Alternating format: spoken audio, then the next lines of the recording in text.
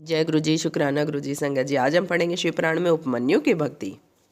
उपमन्यु परम तेजस्वी व्याघ्रपाद मुनि के पुत्र थे। यह बालकपन से ही परम तेजस्वी थे। इस पर भगवान शंकर की अपूर्व कृपा थी, जिस कारण ये तपस्वियों में अग्रण्य बन गए। शंकर जी की कृपा से ये सब शास्त्रों में पारंगत बन गए। एक दिन बचपन में उपमन्यु ने दूध पीने का हठ किया। उपमन्यु के हठ पर माता रोने लगी और बोली, हे पुत्र, दूध कहाँ है? उपमन्यु ने कहा, मेरे भाई ने अभी अभी दूध पिया है, मुझे भी गाय का दूध चाहिए। तब माता ने अंदर जाकर गेहूं को पीसकर उसे पानी में घोलकर उसे छान कर उपमन्यु को दिया।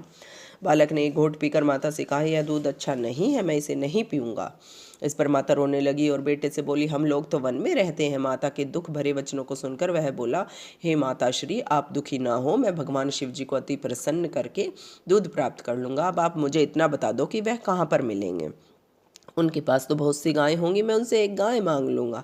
यह सुनकर माता उससे बोली, हे पुत्र, शिव जी तो सब जगह विराजमान रहते हैं, जिस जगह पर पुकारो वे वहीं चले आते हैं। उपमन्यु को नींद आ गई।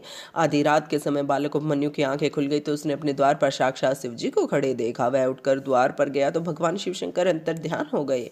बालक सोच में पड़ गया कि भगवान शंकर कहाँ चले गए। तब उपमन्यु ओम नमः शिवाय का उच्चारण करता हुआ वन में चला गया। कुछ दूर पहुंचने पर उसे सुनाई पड़ा कि हे बालक, तेरा कल्याण हो। बालक इधर उधर देखने लगा और मन में सोचने लगा कि दूध तो अवश्य मिलेगा। कुछ आगे बढ़ने पर उसे एक शिवालय दिखाई पड़ा तो वह उसके अंदर जाकर मूर्ति से लिपट गया और रोने लगा। उसे अपने शरीर की बिल्कुल सुध न रही। 3 दिन व्यतीत हो गए, परंतु वह उस मूर्ति से ही लिपटा रहा। इधर उपमन्यु की माता सोकर उठी तो घर में उपमन्यु का न पाकर रोती चिल्लाती वन में जाकर उसे ढूंढने लगी। उस समय बालक भूख प्यास से व्याकुल होते हुए भी शिव मंत्र रट रहा था। वहाँ एक पिशाच आ पहुंचा और उस सचेत बालक उपमन्यु को उठाकर ले गया। पिशाच को जब भूख लगी तो वह उस बालक को मारने वाला ही था कि शिव की कृपा से वहाँ एक भयानक सर्प ने पिशाच को डस लिया, जिससे वह मर गया। बालक उपमन्यु भी गिर पड़ा, परंतु उसे चोट नहीं आई।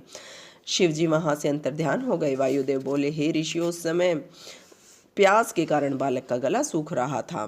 कमजोर हो जाने के कारण उसे मृत्यु विकारों ने घेर लिया था। भगवान शिव जी ने भी कुछ नहीं खाया और वहां से चल दिए। पार्वती जी ने पूछा, आप भूखे पेट कहाँ जा रहे हैं? क्या आपका कोई प्रिय भक्त आपको पुकार रहा है? शिव जी ने कहा, तुम नहीं जानती, एक बालक सूखे कंठ से मुझे पुकार रहा है, तो मैं उसके पास जा रहा हूँ।